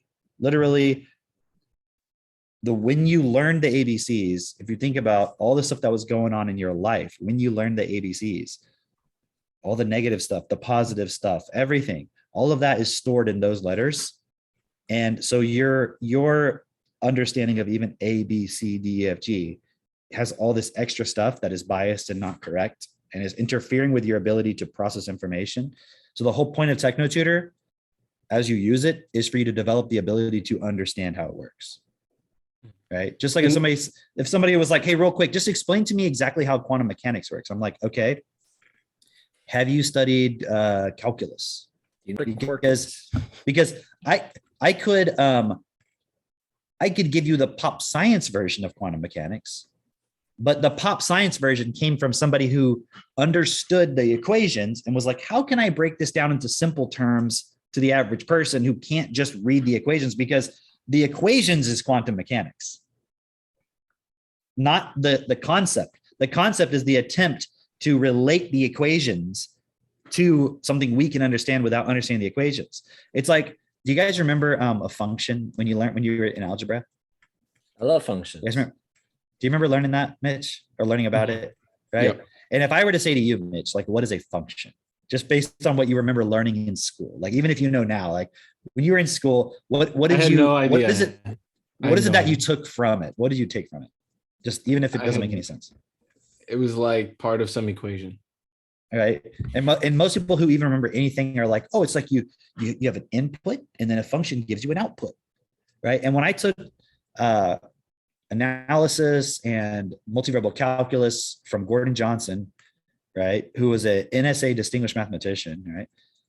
And if I had said to him, well, a function is like, it takes an input and it gives you an output, he would be like, how does it give it to you? Like it puts it in its hand and offers it to you? It puts it in a little box and sends it to you in the mail. How does it give you this output? How do you give it the input? How does it take the input? Do you tell it? Does it understand English? And I'm like, well, no, I'm not saying that function is like a thing that you put things into. But he's like, well, then what do you mean by what you're saying? Like, well, it's like an abstract concept that it takes how does it take it? So you realize very quickly, like, I don't know what the fuck I'm talking about. I just learned this statement probably from someone who didn't understand it either. They are just repeating what they were told or what it says in the book, which is not like, I'm telling you right now, an algebra book that you use in school is a dumbed down version of algebra. Yeah. It's not the full understanding. It's like, because think about it. When do you learn algebra? When you're a kid and you don't have the vocabulary for it, right? So they try to give you all these pictures and stuff. And it's like, you actually go back to the real people who developed algebra, you wouldn't be able to understand it. You know, it's like when you go back and you read, you know, like they always do that thing where in the 1800s, here's a test in school for like a 9-year-old or some shit. And then it's like 90-year-olds don't even know that shit today or whatever. Yeah. So the point right about the algebra thing is, when we learned the actual definition, it wasn't until my 3rd year of university that I actually understood what a function was. Wow. Somebody says, "Oh, you're dumb." I'm like, no. Like, nobody who learned it in school, in high school or whatever, or middle school knows what it is. They can tell you all the standard definitions based on the book, but they actually don't understand. And then he broke it down for us. He says, you have something called an ordered pair, right? Which is just 2 numbers in a certain order. You have a first number and a second number. And the way you usually write it is you have the first number, comma, the second number, and you put them in between parentheses. It's just called an ordered pair. What's an ordered pair? It's literally just a pair of numbers where you have a first one and a second one. Do you understand? Versus like, if I have a pair of socks, which one's the first one? They're not in a particular order, but there is a left and a right. So there's a point to it, right? So the point is, an ordered pair, you have a first number. Because if I didn't tell you there's a first and a second, I couldn't say what's the first number.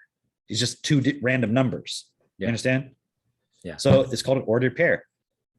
And what he explained to us was the definition of a function is a set of ordered pairs where no 2 ordered pairs have the same first number. No 2 different ordered pairs have the same first number. Right. And when you really grasp that, I know for a lot of people, they're like, I don't know what the fuck I'm talking about. But if you actually sat down and just considered for a moment what I said, and then you went back to all the stuff you learned in school, it makes all the stuff they try to teach you in school make perfect sense. Because they taught you may not remember, but they taught you that if you draw a curve on a piece of paper and you draw a vertical line through it and it touches the curve on any 2 points, that's not a function. Right. But what I just explained as the definition, that follows from the definition. Yeah. But what they tried to teach you was that was part of the definition, but it really is just a visualization of a consequence of defining a function in that way. Right. So not that the whole point of the details of what I'm saying in this context matters per se, but what I'm saying is the way you learned everything in your life, even the alphabet, was in a way that wasn't the actual definition of it, the actual clear understanding of it. It was this extra stuff that was put in there. And also, I, as a parent, understand the challenges of being a parent. Like, for example, when you make food for your kids and then they're like, they didn't even take a bite and they're like, this is not good. Like, I'm not usually the one making the food. It's usually Katie. Right. But then there's that point where it's like, it's not this other particular thing that I thought it was going to be, and I'm not going to eat it. And, most parents just immediately they go into punish mode. You don't eat your dinner. You're not going to fucking play with your toys tonight or whatever. Yeah. We're not going to do that. We're going to be like, okay, well, what is it about it? Have you tried it yet? Actually, here's the problem. If you create a pattern within yourself of you made a conclusion before you even try something, that's going to limit you. So like we would start explaining, and we're like, at the end of the day, if you really don't want to eat this, that's fine. But now you're going to have to take responsibility for going into the kitchen and make yourself a sandwich, or if you need support with something, tell me and I'll help you. And the thing is, like Katie would have said, what would you guys like for dinner? And they might have said, we want this. And then she makes it. And then they're like, maybe Max says, I don't want that now. And it's like, see, but that's the consequence now of you not communicating effectively before. So it becomes a way of us communicating with each other and them learning how to make decisions, how to respond in situations and so forth, right? But my point is, I know that the impulse in the parent would be just to immediately get frustrated. Like, do you even know how much work I put into this? And you don't appreciate it. And it's like, now what are you programming your child with? Yeah. Yeah. All this other bullshit. Yeah. So imagine when you were learning all those words, all the stuff the parent was putting into it, and you didn't know those words yet. Appreciation. And now there's this, and imagine how you're feeling as a child when your parents talking to you like that, where you're just like, and now the word appreciation has all that energy inside of it. You know, that frustration or like the anger or the guilt you feel now because they're making you try to feel ashamed that like you should feel guilty. So appreciation has a guilt attached to it. So now imagine what I'm saying is even when you learn some letters, when your parents were reading to you the little letter book or whatever, or they were pointing at letters, the total environment you were in of frustration. You know what I mean? Like I remember Katie and Max found this little book that Katie's mom had made when Katie was a child. And it was like Katie as a baby and throughout the years growing up. And there was this description that her mom had written down in there of like when Katie was like an infant, I guess. And it was like, you know, it's such a joy having this baby and she's so beautiful and perfect in every way. And like, I just, you know, I love being around her. And, you know, sometimes she wakes up as Bratina, but, you know, even in those times, I really still love her being her. And I'm like, she's describing her baby as Bratina. And it's like, okay.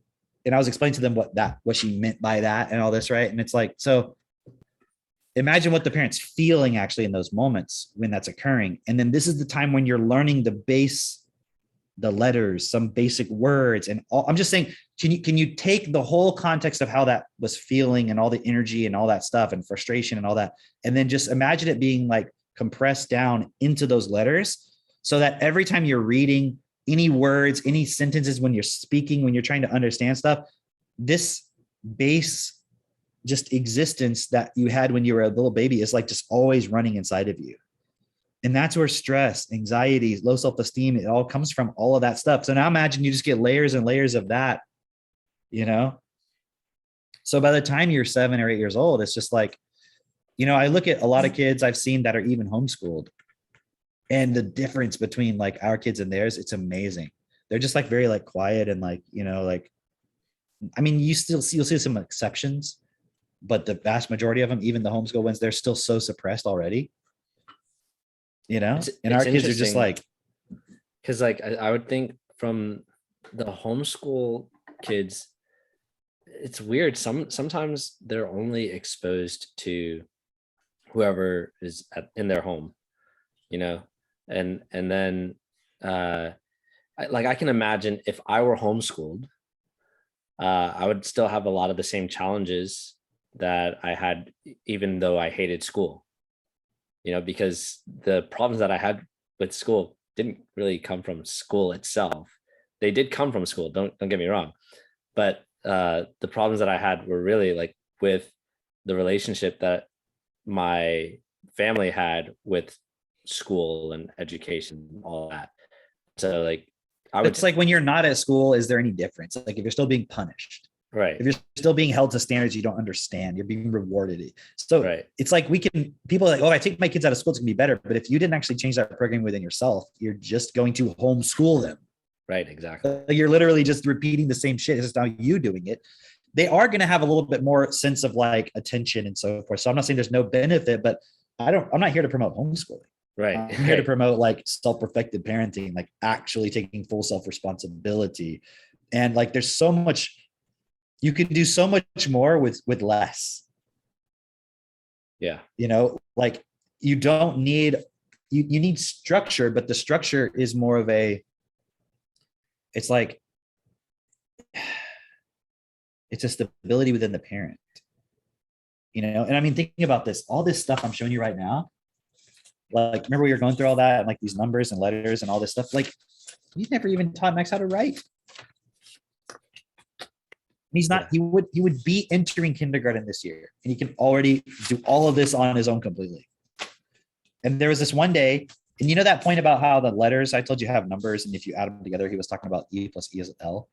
There was one day where the kids were playing and they were talking about something, and Katie was like, hey, did you know that you can associate, actually, I had brought this up, I think, like a week prior, that you can associate, because it came up in some context. And I was telling Max, like, you know, you can associate each number with a letter. So like A would be 1, B would be 2. And he was like, well, what are the others? What's K? And I'm like, well, you should actually write them out. And he never did, right? Which is fine. That's right. And then like a few days later, a week later, whatever, I wasn't even there. The kids were playing. and they were doing something, and Katie was like, hey, you guys should do that with the letters. And so she just took a moment and she actually wrote them out for them. And then she said, like, for an hour, 45 minutes or something, they were playing, like Max was like writing numbers. And then Seneca was hunting to figure out, okay, it's this one. He would write down the letter, or she would write down, because she can also write as well. And they were doing this game where he would make sentences for her. And then she would have to figure out the letters based on the numbers and so forth for like 45 minutes, just because she took the time to write them all down. Yeah. The only reason she did it for them is because she was trying to bake something. So she could have sat and had them do it, but it was just directing it, in that moment. Right. Which is fine. But now he's doing it all the time. Like that point I just showed you. So now he's taking that concept on and he just plays with it. That's so cool. And I mean, it's like, how much time do they spend in school just trying to get you to learn the alphabet? Right. They spend a whole year. Yes. And so when we're saying you're dumbing them down, it's not that we're saying school is teaching you incorrect things per se, although some things are correct, some things are not. It's that it's wasting. It's like you have a window of time to put a certain amount of information in, and you're just spending that time, instead of spending a week or a month learning the alphabet when they're 2, you're spending a year doing it when they're 5. That's why as an adult, you can spend 30 years trying to become a fucking entrepreneur and you still won't. I have people message me, hey man, I haven't talked to you in 7 years, but man, I've seen how much you guys have grown and so forth. I'm still working on like investing in Forex and so forth, and I'm still not married and I still don't have any kids and I still live, with roommates. And I'm like, 7 years later, and they're like, but I've been thinking about Techno Tutor and, it's still on my list of things to do. And it's like, do it now. Yeah. What the fuck are you waiting for? Like, do you want another 7 years to go by and literally fucking, nothing has changed? Because in 7 years, think of how much you could learn if you had Techno Tutor. Yeah. And without Techno Tutor, how the fuck do you think you're going to change? You're just wishing. It's just hoping. And a lot of people don't want to work. change. They don't even think that's a thing. They don't need to change. They're perfect the way they are. And it's like, if you, for a moment, humbled yourself to the point of looking at the world in all of its gory detail, you say, well, look at all the positive. The positive equals the negative. It doesnn't impress me at all. Like when I look at the Sistine Chapel, I don't give a fuck. Like it does not, that was built with fucking slave labor. Yeah. I don't give a shit. Okay. I don't care about the Louvre. I don't care about beautiful architecture. It doesn't fucking matter. Like, how about angels, Cameron? Do you care about angels? Only angels in the outfit. Only Victoria's my Secret point is like, angels. okay, like if I'm stacking up all the negatives in this world, right? You're making a pros and cons list, right? And you're like, oh, but what about this one? And I'm like, no, that goes on the negative.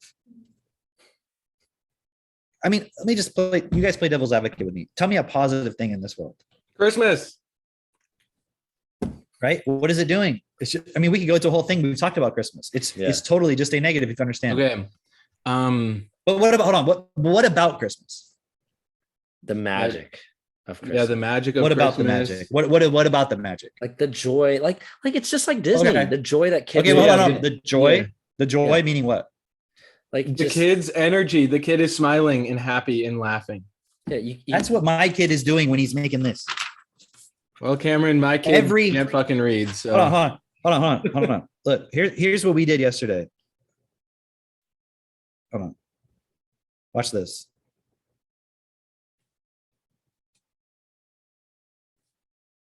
You probably won't hear it, but Oh, nice. right. And then he's just painting. And Seneca's in there. She doesn't have any clothes, so I didn't take videos of her because she was like running around because she will get paint all over him. And hold on, where's that picture I took of him? Look at that kid. And we made all these cool paintings, and then you started, wait, you know why they're brown? Look at his hand. Look at his right hand. Yeah. Because as soon as they sat there for a while, he was just like, And he just started mixing them all together. I'm like, who cares? Yeah. you know? And I mean, in school, if you did that, they'd be like, oh, what the, like you couldn't even do stuff like this in school. Right. Like that's my barn. I put down a drop cloth because I'm like, all right, it's going to get messy. Now you can't see it, but I have this white desk in the barn. It's this old, like, I don't even know how old this desk is. It was there when we bought the place. And it's like, they painted it sort of like a, not a whitewash per se, but it's like kind of white, but they've like rubbed the corners and edges. So it looks kind of antiqued, even though it is actually an antique desk. And like now half of it is just covered with yellow paint dripping down. See, but I go, first of all, who cares? Second of all, I go, I can always just fucking sand this thing and refinish it or paint it or do whatever. Cool, who cares? But imagine like you're in school and then someone spills paint all over the fucking desk. But I told them like, hey, you guys can't go in the house and run around and touch everything. So just wait a moment. So I like got one of those like outside little plastic pools and I filled up with water. I'm like, get in here first. Then they went and got in the bathtub afterwards, Yeah. And look, here's a painting that we made together. That's cool. It's not focusing. Hey. How cool is that? Look at that. Yeah, That's not awesome. That's good. That's zero skill. Like that's just mixing a bunch of paint with Floetrol, putting it into a cup, and then actually, we did that one together. Literally, we took all the leftover paint we had, and I started pouring it a little bit into a circle, and I took another one and I poured it into that same circle, so it starts like spreading out. And then they started doing it on the canvas. So we just made all these little puddles, and then we just picked it up and rotated it and tilted it until all the paint covered all the edges. So that was us wasting all the extra paint. It was the best one we did, in my opinion. It was the coolest looking one. Right. So think about the experience you have doing that. That's joy. Because afterwards, the kids were like, can we do more? Can we do more? And then I had a contractor, this guy, Brandon, who does a lot of work for me around like our place, the stuff I don't have the skill to do. And he's sitting there and he's like cutting this metal and welding it to put these tracks up so we can put like roll up garage doors instead of like these open swinging doors. Yeah. And Max and the kids love him. He really likes the kids and he's always talking when he comes over. And Brandon, his name is Brandon, and Max makes these paintings for him. He put like a bee, and then he like did one that has like a capacitor, and he's like, I'll give it to you, Brandon. And he's like, okay, I'll make something for you. And then he like welded on one of the cut off metal. He like wrote the word Max with like the welder. That's cool. And then Max goes, oh, but you probably have to make one for Seneca. So then later she comes in and she's got this one that says Seneca, like with welded, And so Max was like, Brandon, do you have to go right now? And he's like, well, I'm going to go home after this. And he's like, well, you could probably stay and like paint with us. Right. And you're thinking there's no way this person is going to want to stay. And he goes, well, he's like, you probably don't want me to paint. He's like, show me what to do. So Max says, okay, here, tell me what colors. Right. And then I don't think I took a picture of it, but like Brandon does it and he makes this really cool painting. And he's like, how about that? So like when it dries, I said, we'll build a frame for it and you can have it. Right. He's like, I'll hang that up in my shop, So it's like they're having fun with other people. Like, so cool. Think about the ability you have to have as a 5-year-old to persuade this guy who, in the normal sense of things, he's just a contractor who's there. Why would he stay and play with these kids? Yeah. You know what I mean? But to be able to communicate in a way where the person is not like, I don't want to be around this fucking 5 and 4-year-old or 5 and 3-year-old rather. Like, why would I want to be around these kids? They're annoying, bratty, whatever. But the kids can like communicate, they can persuade. And then just a really cool moment. You know what I mean? Versus the average person that would come into your house to do some work, you're not even going to talk to them. Yeah. It's obviously a little bit different environment out here, but that's what our kids are doing instead of school. And for anybody who's like, oh, but they're not learning the academics, it's like they're already way ahead. And this is just like a silly example. Like the kids can do math. Max can do multiplication. Oh, that was another thing we were talking about, the square roots. Because I was explaining to him why there is no symbol for the square root of I. And I'm like, there's no way you could write it otherwise, as far as I know. And I said, it's kind of like the square root of 3. Like there's no other symbol for it. With the square root of -1, they just wrote I. They said, we're going to call it I instead of having to write square, because it comes up so often. I was like, but the square root of 3? And he was like, well, what is the square root of 3? And I was like, you can't write it down otherwise. Like you could, but you could only approximate it. There's no simple way to write it in an exact form. And I was like, for example, I said, because it's not a rational number. It's not a whole number either. It's not a rational number. And it's like, for example, the square root of 4. I said, the thing is, I said, okay, let's say you thought that the square root of 3 was 2. Or no, what did I say? I forget what I said, but I was like something to the effect of, let's say you thought it was something. And I was like, well, what is 3 times, or I said, let's say you thought the square root of 4 was 3. That's what it was. And I said, what is 3 squared? What's 3 times 3? And he goes, 9. I said, so that's why the square root of 9 is 3, because 3 times itself, 3 times 3 is 9. That's what it means, right? And he goes, yeah.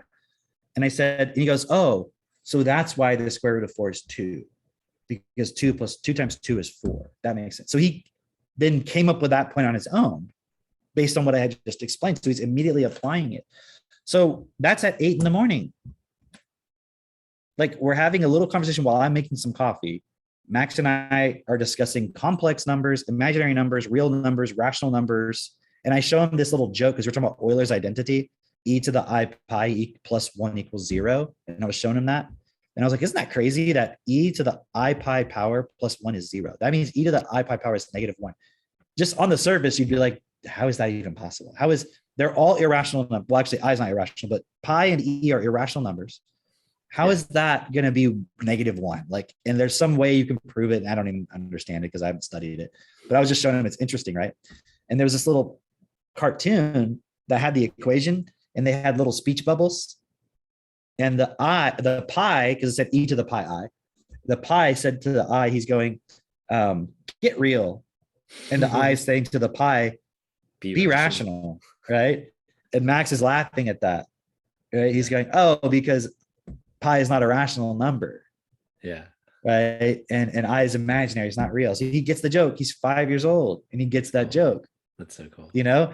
And I mean, it's as simple as this. I have yesterday I was working on these cutting boards, right? And I had them in the room with the computers because I was cutting stuff also in the shop. So I took them out of there because I was finishing the service. I didn't want dust to get on them. So I had them in the room where the kids do their computers and music equipment and stuff. And so Max is going, hey, come watch this video with me. And I was like, well, put it on and I'll listen while you watch, because I'll be in here. And he's like watching this video on all the different branches of mathematics. And that's the video he wants to watch.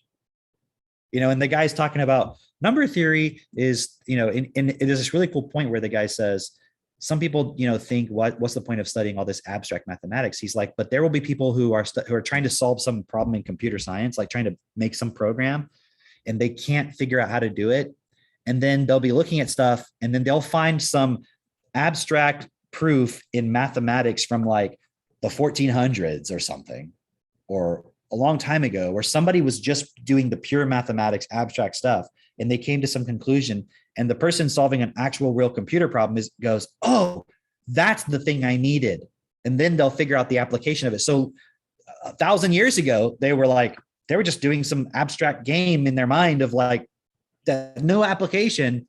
But then later on, it became relevant because we developed computers to a certain point where you needed that information, that result. And think about it. Max, as a 5-year-old, is listening to stuff like that. That's cool. So think about how he's learning to think about stuff.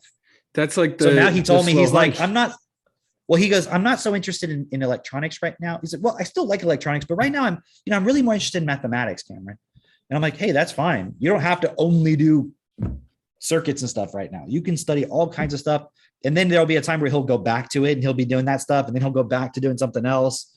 What were you saying, Mitch, about it being like the slow hunch? Oh, it's like the slow hunch, right? Like the 1400s philosopher, mathematician, whatever came up with it. And then 200, 400 years later, whatever, someone else innovates on it.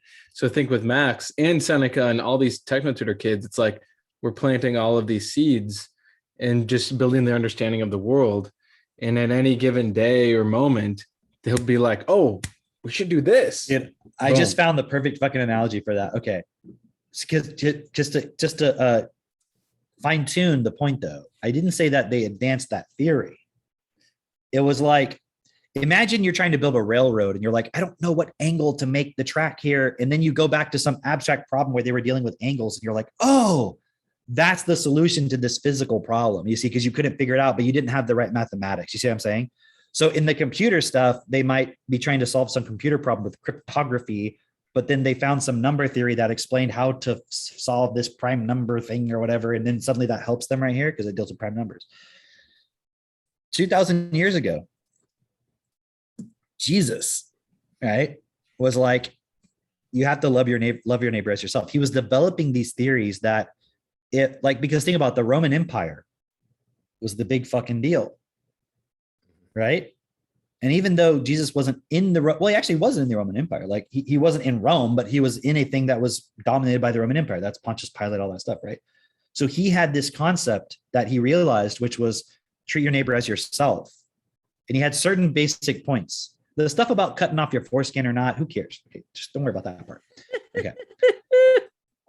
But even he said you don't need to do it, right? It's not necessary, right? You don't have to chop it off, chop it, don't chop it. Doesn't really make a difference, right? Obviously, scar your child for life, right?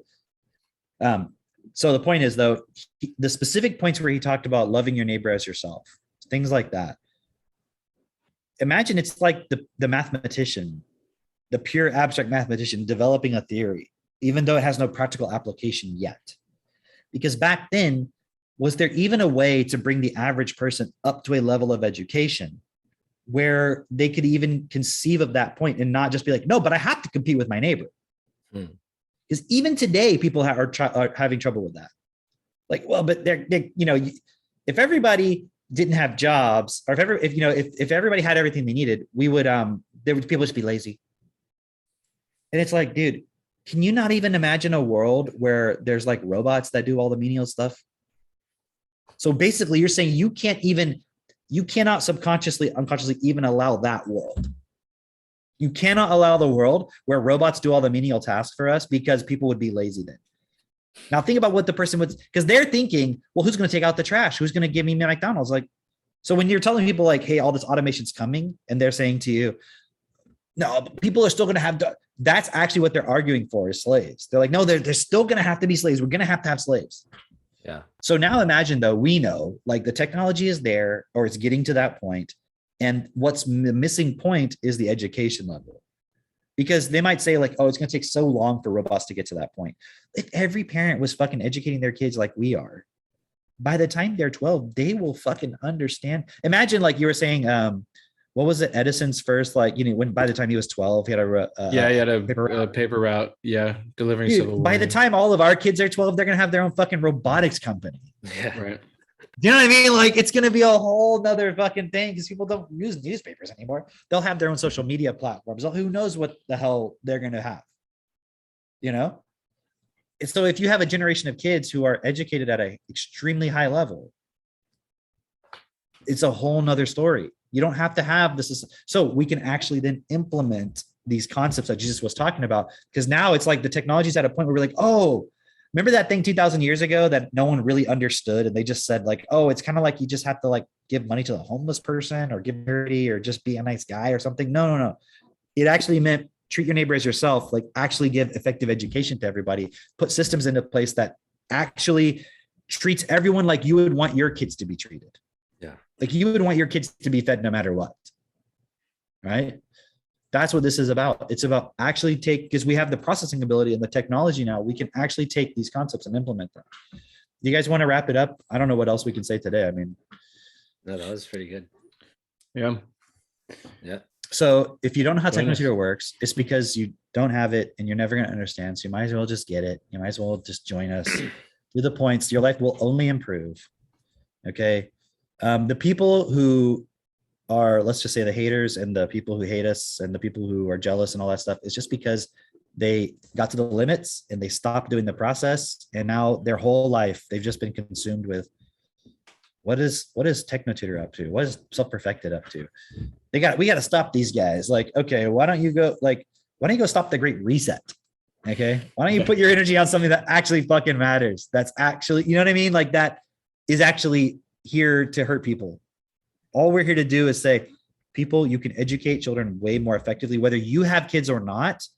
Even if you don't, you can be a part of supporting others to make sure that happens. The ones who do have kids, the next wave of children. That's what it's all about. Right. Yeah. That's pretty hilarious. We didn't even talk about that. What? About the haters. Oh yeah. Oh, forgot about them. But it's irrelevant. Yeah. Right? Yeah. Awesome. Right?